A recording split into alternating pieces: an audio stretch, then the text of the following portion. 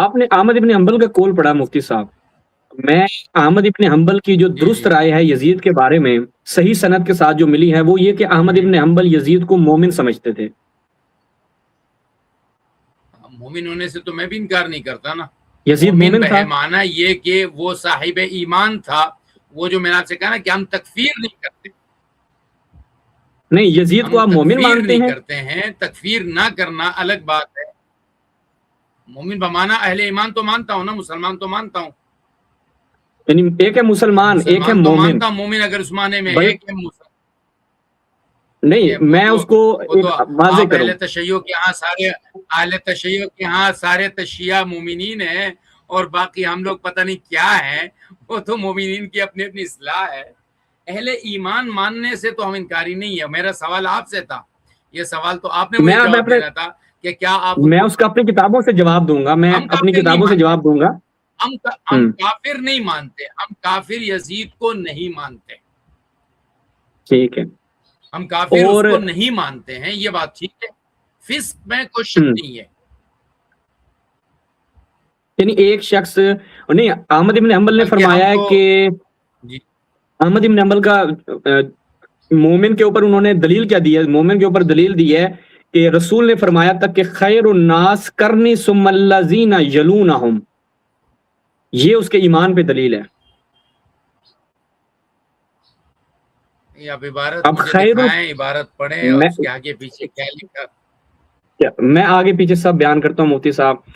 آپ کو پتہ نا آپ کے ساتھ ہمارا ایسا تعلق ہے کہ ہم آدھی ادھوری عبارتیں آپ کے ساتھ نہیں پڑھتے. جو آپ کہتے ہیں کہ یہ عبارت مجھے دکھائیں میں دکھا دیتا ہوں. یہ ملاحظہ کیجئے مفتی جی صاحب جی بالکل. السنہ، یہ خلال صاحب کی، اور یہاں پہ دیکھیے گا یہ روایت نمبر ہے 846. 5 نمبر حاشیے پہ نیچے کیا ہے، اسنادہ صحیح. روایت کیا ہے کہ سألت ابا عبداللہ من قال لعن اللہ یزید ابن معاویہ قال لا اتکلم فی ھذا. اس بارے میں کلام نہیں کرتا. ٹھیک ہے. اب دیکھیے گا پھر آگے کیا فرماتے ہیں، ما تقول فإن الذی تکلم به رجل لا باس به وانا صائر لقولی. اس نے اصرار کیا اس کے اوپر اور وہ چاہتا ہے کہ جو اس شخص کے بارے میں یوں بات کرے. تو آگے کیا کہتے ہیں، ابو عبداللہ قال النبی، جناب احمد ابن حنبل کیا کہتے ہیں، لعن المؤمن کا قتل ہی، یزید پر لعن، یعنی مثال دے رہے ہیں اس کے لیے، گویا اس کے قتل کے برابر ہے. وقال خیر الناس کرنی ثم الذین یلونہم وقد سار یزید فیہم. بس قد سار یزید فیہم خیر الناس خیر یہ القرون. جی جی یہ نتیجہ آپ اخذ کر رہے ہیں، یہ نتیجہ روایت سے نہیں ہے. مجھے بڑا تعجب تھا کہ آپ ایسی روایت میرے سامنے پیش کریں گے. دیکھیں آپ اس روایت سے جو نتیجہ اخذ کرنا چاہتے ہیں وہ آپ اخذ کیجئے، مجھے اس سے کوئی اشکال نہیں ہے. لیکن اس روایت سے ایک کلی بات حضرت امام احمد بن حنبل رحمہ اللہ نے ذکر کی ہے کہ لا اتکلم فی ھذا، میں اس متعلق بات نہیں کروں گا. اور کیوں نہیں کروں گا؟ اس لیے کہ اللہ کے نبی نے فرمایا کہ کسی بھی مومن کو لعنت نہیں کرنی چاہیے. ٹھیک ہے نا، یہ اللہ کے نبی کا قول ذکر کیا گیا ہے. اور سب سے نیچے کی والی بات جو ہے فَأَرَى الْإِمْسَاكَ أَحَبَّ إِلَيَّ، کہ میں اس معاملے میں اپنی زبان کو روک لوں، میں لعنتیں کروں، میں کسی کو برا بلا کہوں، یہ میرے لیے بہتر ہے. وہ جو قول ذکر کیا گیا ہے وہ اللہ کے نبی کا قول ذکر کیا گیا ہے. اور میرا نہیں خیال کہ ان لوگوں میں جو اکابر تھے ہمارے، ان کے اندر احتیاط بہت زیادہ تھی. وہ بہت زیادہ ان معاملات میں احتیاط کرتے تھے، لیکن وہ باوجود اس کے یزید کو ہی مومن سمجھتے تھے اور اس کے ان افعال کو فسق یا جو ہے وہ موجب لعنت نہیں سمجھتے تھے. ایک الگ بات ہے. لیکن انہوں نے اپنا موقف ذکر کیا کہ چونکہ لعنت کرنا یہ ایک مناسب بات نہیں ہے، فَأَرَى الْإِمْسَاكَ أَحَبَّ إِلَيَّ، میں زبان کو روک دوں، جو ہمارے یہاں معظم اہل سنت کی رائے ہے کہ بھئی ہمیں ان معاملات میں اپنی زبان کو روک لینا چاہیے. یہ معظم اہل سنت کی رائے ہے. اگرچہ ایک جماعت ہے جن کے ہاں لعنت اور تفسیق دونوں ہے، لیکن معظم اہل سنت اس میں یہ کہتے ہیں کہ معاملات سے گزر گئے، اللہ کے حوالے ہے، ہر آدمی آخرت کی طرف چلا گیا، مرنے والوں کے بارے میں ایسی رائے نہ رکھی جائے. تو یہ ایک رائے انہوں نے اپنی ذکر کی ہے.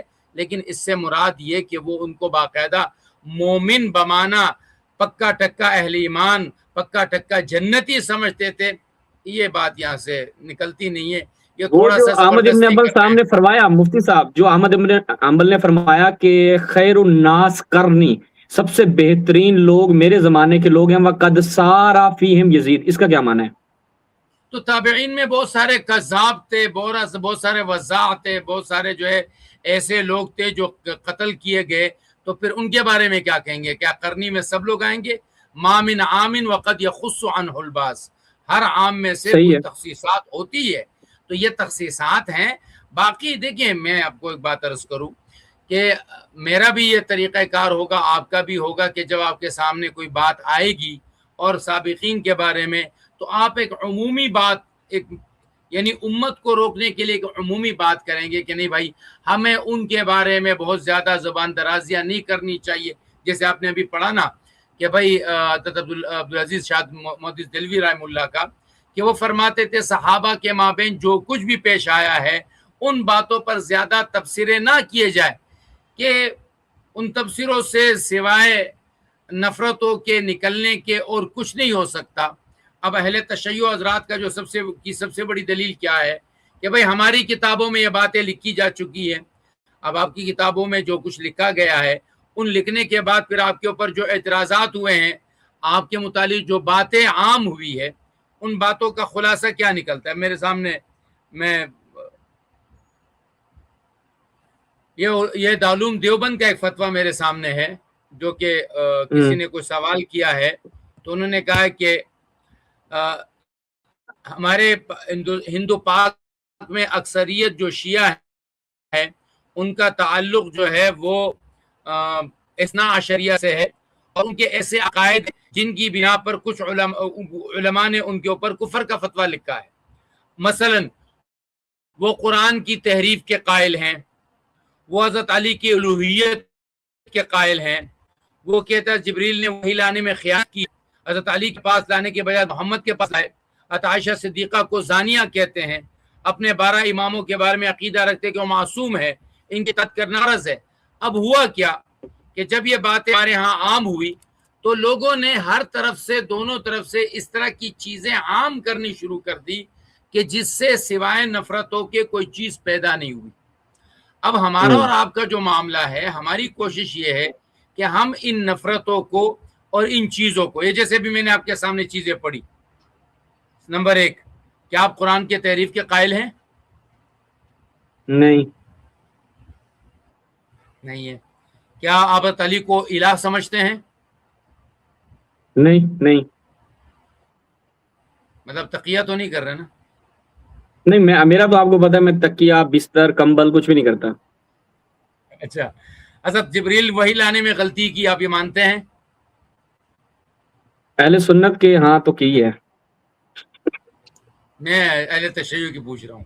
اہل سنت تو آپ ہمارے ہاں ثابت تو کریں نہیں گے. ہوئی، میں نعوذ تو 2 باللہ. منٹ میں کر دوں گا. حضرت عائشہ کو آپ زانیہ سمجھتے ہیں؟ نعوذ باللہ. ہمارے تو علماء نے واضح لکھتا ہے کہ ان سے اصلا امکان ہی نہیں ہے، وقوع تو دور کی بات ہے. الحمدللہ. کیا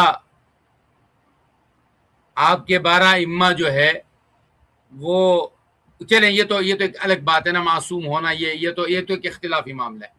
اب یہ جو باتیں ہیں ہمارے ہاں، جتنے بھی فتاوی تکفیر کے اہل تشیع پر لگے ہیں اور اثنا عشریوں پر لگتے ہیں، اس کی بنیاد یہ ہے. کیوں ہے یہ وجہ کیوں ہے؟ اس لیے کہ ہماری کتابوں میں جو لکھا گیا، ہمارے جو ہم سے قبل کے لوگ تھے، انہوں نے جو کچھ لکھا وہ یہی لکھا. آج میں کہیں پر بھی کسی بھی جگہ، میں آپ کو واضح بات بتاؤں، ابھی 3-4 دن پہلے ہمارے علماء کا ایک گروپ ہے، میں اس پہ جب بات چلتی ہے نا تو مجھے کہتے ہیں وہ ہمارے شیعہ مولوی صاحب کہاں ہیں. ٹھیک ہے نا، وہ میرا نام انہوں نے مفتی بابا رکھا ہوا ہے، تو کہتے ہیں وہ ہمارا شیعہ بابا. تو ظاہر ہے، تو پھر مجھے کہتے ہیں کہ یہ سارے کے سارے جھوٹے ہیں، سارے کے سارے تقیہ باز ہیں، اور ان سب کا عقیدہ یہی ہے، یہ لوگ جھوٹ بولتے ہیں، تقیہ کرتے ہیں. ٹھیک ہے، کیا ہوا؟ جو کچھ لکھا گیا، ہر چیز جو لکھی گئی ہے وہ درست نہیں ہے. آج امت کو جو دکھانے کی ضرورت ہے وہ یہ ہے کہ ہر بات جو آپ کے یہاں لکھی گئی، وہ ہر بات قرآن کی آیت نہیں ہے. جو ہر بات ہمارے ہاں لکھی گئی ہے وہ قرآن کی آیت نہیں ہے. میں اور آپ اپنے اپنے لائن کے جو سمجھدار یا کتابوں سے متعلق لوگ ہیں، ہمیں کیا کرنا ہے کہ ہم نے حق کو لوگوں کے سامنے پیش کرنا ہے کہ جی ہمارے ہاں حق یہ ہے، اس حق کو آپ قبول کیجئے. ہمارے بارے میں جو آپ کا نظریہ ہے، جو آپ نے کہا نا، ہمارے یہاں کہا جاتا ہے نا کہ ہر حال میں آپ اہل بیت کے گستاخ ہیں. ہر سنی ناصبی ہے. ہر سنی کیا ہے؟ وہ ناصبی ہے. اور ہم یہ سمجھتے ہیں کہ ہر شیعہ جو ہے وہ تکفیر صحابہ کا قائل ہے. یہ جو دو بہت ایکسٹریمزم ہے نا، اس ایکسٹریمزم کو ختم کرنے کی ضرورت ہے. تو جہاں جہاں ایسے جوابات آتے ہیں وہاں مراد لوگوں کے اندر کی شدت کو ختم کرنا ہوتا ہے. وہ شدتوں کو ہم ختم کرتے رہیں گے، ایسی عبارتیں ہمارے سامنے آئیں گی، اس کی تعویل کرنی پڑے گی. سوائے تعویل کے ہمارے پاس کوئی اور چارہ نہیں ہے. اسی لیے میں نے آپ سے حضرت معاویہ کی تکفیر کے بارے میں پوچھا، وہ جواب ابھی تک میرے پاس آیا نہیں کہ آپ اس کے متعلق نہیں. کیا میں نے پچھلی دفعہ ہی بیان کر دیا تھا. میں نے نام لیے تھے، حضرت ابو بکر، حضرت عمر، حضرت عثمان، حضرت عائشہ. ان سب کو ہم مسلمان سمجھتے ہیں، مومن نہیں سمجھتے. یہ سب کہتے ہیں حضرت معاویہ ہو گئے، یہ سارے جتنے بھی ہو گئے، ان کو مسلمان سمجھتے ہیں سب کو. تکفیر نہیں کرتے آپ ان کی نا. احکام ظاہری جو ہیں اسلام کے، ان کے اوپر بار ہوتے ہیں. میں نے پچھلی دفعہ ایک نہیں کئی دفعہ، وہ حتیٰ کہ وہ جو ہے نا جذباتی، ہمارے کیا نام ہے ان کا، فاروق تجانی صاحب، ان کے سامنے بھی میں نے یہ بات کی تو انہوں نے میری بات کو مکمل ابھی سنے بغیر ہی کہا دل کرتا ہے شہباز عثمانی صاحب آپ کا میں ماتھا چوم لوں. جب انہیں بات سمجھ میں آئی، انہوں نے کہا کہ یہ کیا کہا آپ نے. میں نے کہا پہلے پوری تو بات سن لیا کرو، ماتھا چومنے کی کتنی کیا جلدی ہے. مومن ہونے پر تو بات کریں گے ہم آپ سے، اس میں ہم آپ سے شدید اختلاف کریں گے کہ آپ مومن کیوں نہیں سمجھتے ہیں. لیکن بات یہ ہے کہ اصل جو ہمارے ہاں ایک بات ہے نا کہ آپ انہیں تکفیر کرتے ہیں اور سوائے 5-6 کے باقی سب کو مرتد سمجھتے ہیں. یہ بات نہیں ہے آپ کے ہاں، یہ بات آپ کے ہاں نہیں. ارتداد عن الایمان ہے. دیکھیں ارتداد عن الایمان یہ مسئلہ ہے نا کہ وہ جو روایتیں ہیں آپ کے ہاں بھی صحیح مسلم اور بخاری کی متفق علیہ روایتیں، حدیث حوض جسے کہا جاتا ہے، متواتر روایت انہیں کاؤنٹ کیا جاتا ہے کہ جب اصحاب کو کچھ لایا جائے گا تو کہا یا اللہ یہ میرے اصحاب ہیں، تو کہا کہ یہ تمہارے بعد الٹے پاؤں پھر گئے تھے. تو وہاں پر کیا الٹے پاؤں پھر گئے تھے، مرتد ہو گئے تھے. تو جتنے بھی شارحین اہل سنت ہیں، جتنے بھی شروحات بخاری مسلم ہیں، سب نے لکھا کہ یہ ارتداد یہ کہ بعض اعمال میں انہوں نے مخالفت کی.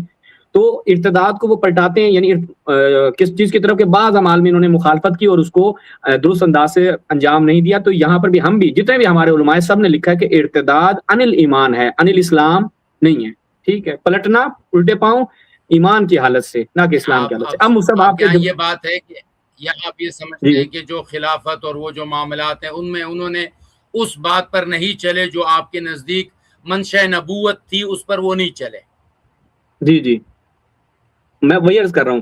اب آپ دیکھیں، آپ کا سوال کا جواب آ جائے گا. کیا کہتے ہیں، یہ میں اگر مجھے مل جائے تو میں یہ آپ کے لیے لے آتا ہوں. بسم اللہ الرحمن الرحیم. یہ مجھے مل جائے تو اللہم صلی علی محمد وعلی محمد.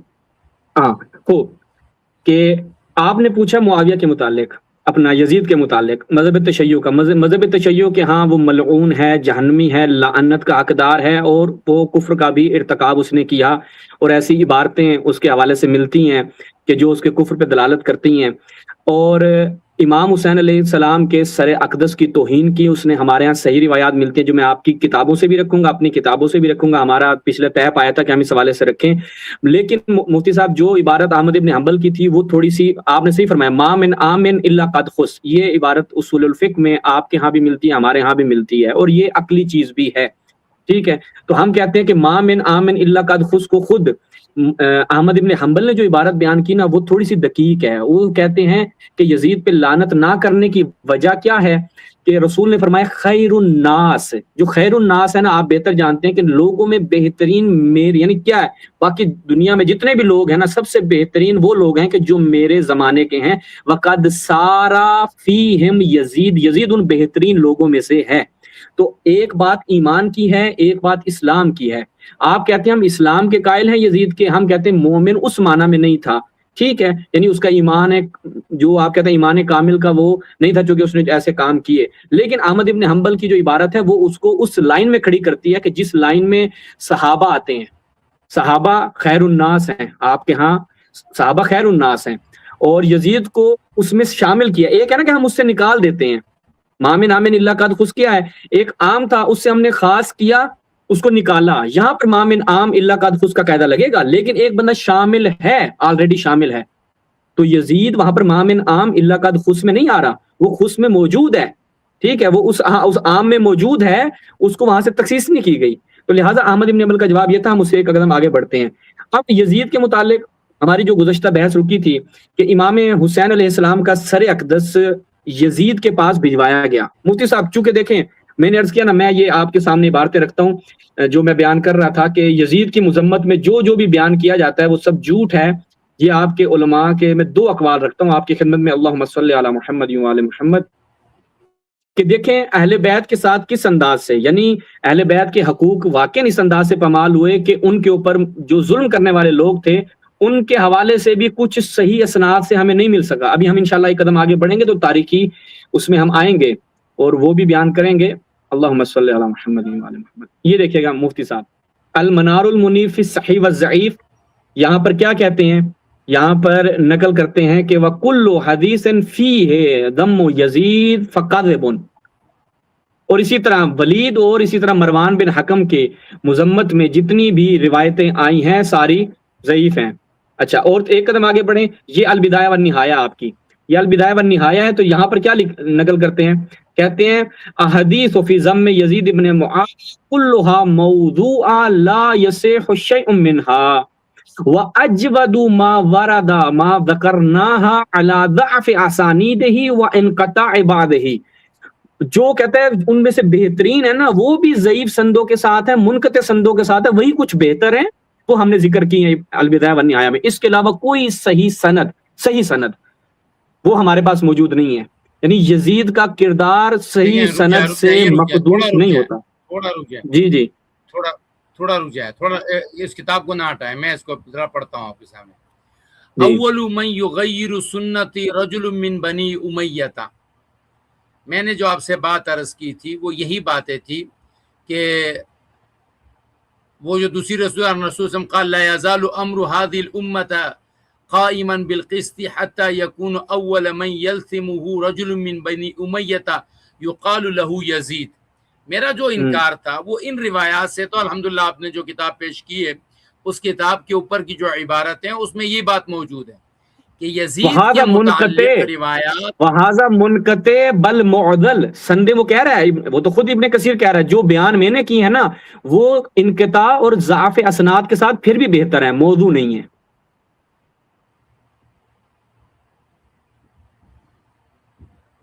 مفتی صاحب وہ کہہ رہے تھے کہ آگے بارتے پڑے، اس نے ہر روایت کو نقل کرنے کے بعد اسے اڑایا ہے۔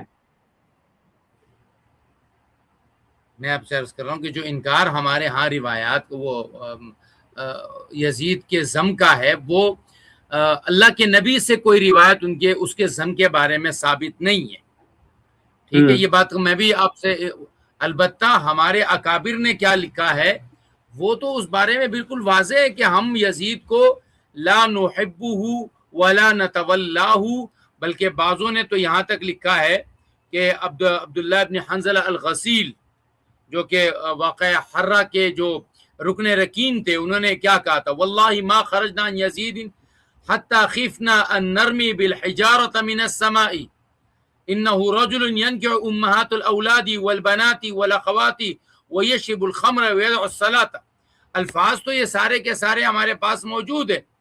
ابن یزید، خود ابن کثیر نے کیا لکھا ہے، ابن یزید نے البدایہ جلد 8 میں لکھا ہے ان یزید کان اماما فاسقا۔ ابھی ابن کثیر کے اپنے الفاظ ہیں، ذہبی کیا کہتا ہے، نہیں مفتی صاحب ابن کثیر کے آگے بھی الفاظ ابن کثیر کے مکمل، آپ بھی پوری نہیں پڑھتے نا عبارتیں، نہیں میرے پاس واقعی میں نے جو حوالے نکالے وہ اتنے نکالے کہ جہاں سے اس بات کا ثبوت نکلے کہ ہمارے ہاں جو مضبوط قول ہے وہ اس کے فسق کا تو ہے۔ ذہبی نے کیا کہا، کان ناصبیا فظا غلیظا یتناول المسکرا ویفعل منکرا، تو یہ الفاظ ہمارے ہاں موجود ہے۔ انکار ہمارے ہاں وہ روایات ہیں جو کہ پیش کیے گئے ہیں جس میں بنو امیہ پر اللہ کے نبی کی زبان سے لعنت کروائی گئی ہے، جس میں یزید پر حضرت محمد مصطفیٰ صلی اللہ علیہ وسلم کی زبان اقدس سے جو ہے لعنت کروائی گئی ہے، ان روایات کا انکار ہمارے ہاں موجود ہے، ہم ان روایات کو نہیں مانتے ہیں، اور یہ ایسی روایت صرف ایک طرف سے نہیں ہے، دونوں طرفوں سے یہ روایات جو ہے وہ بنی ہے، اور ان روایات کو کیا گیا ہے جس کا انکار کیا گیا، لیکن یزید پر اکابر امت نے لعن کیا ہے، طعن کیا ہے، وہ اپنی جگہ پر موجود ہے۔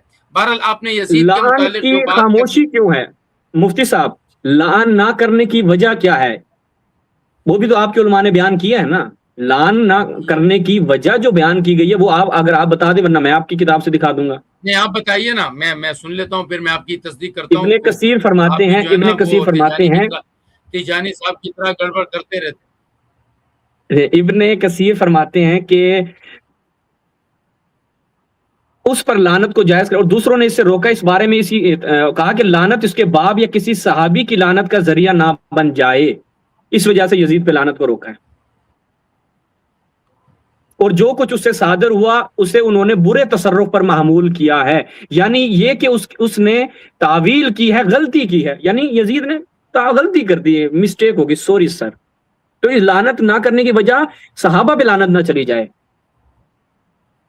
معاویہ پہ لعنت نہ اس بات چلی میں جائے۔ تو ہمیں اہل تشیع علماء سے اور اہل تشیع جو ہمارے ذاکرین ہیں ان سے ہمیں شدید اس میں جو ہے وہ شکوہ ہے، اختلاف ہے، شکایت ہے، اعتراض ہے کہ یزید کے معاملات کی وجہ سے بنو امیہ کے جتنے بھی لوگ تھے ان سب پر لعنتیں کی گئی ہے، اور لوگوں نے ایک دروازہ کھولا جس سے اوپر چلے جا کر جو ہے وہ حضرت معاویہ بھی آ گئے، ان کے والد بھی آ گئے، ان کی والدہ بھی آ گئی، اور میرے خیال میں بنو امیہ میں سے اہل تشیع کے ہاں دو ہی اشخاص ایسے ہیں جن پر وہ لعنت نہیں کرتے ہیں، ایک عمر ابن عبدالعزیز، ایک معاویہ ابن یزید، یہ دو اشخاص شاید ایسے ہیں جو میرے علم کے مطابق اور بھی ہیں، جن پر اہل تشیع اور بھی ہیں، جی اور بھی بھی ہیں۔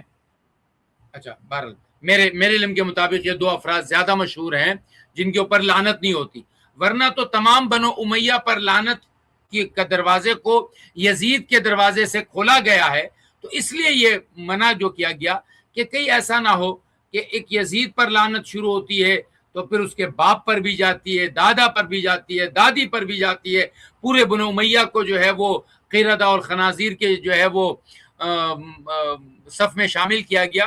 تو یہ ایک وجہ ہے، اور میں اس کا انکار نہیں کرتا کہ ہمارے ہاں علماء نے جو لعنت کو، دیکھیں دو وجوہات ہیں، ایک وجہ یہ ہے کہ لعن معین جو ہے وہ ہمارے ہاں بہت کم ہے، لعن معین جو ہے وہ ہمارے ہاں بہت کم ہے، اور اس کو منع کیا جاتا ہے کہ کسی معین شخص کی لعنت نہ کی جائے، اور دوسری وجہ یہ ہے کہ کسی ایک شخص پر لعنت جو ہے وہ سبب نہ بنے اس کے اوپر والے لوگوں کے اوپر۔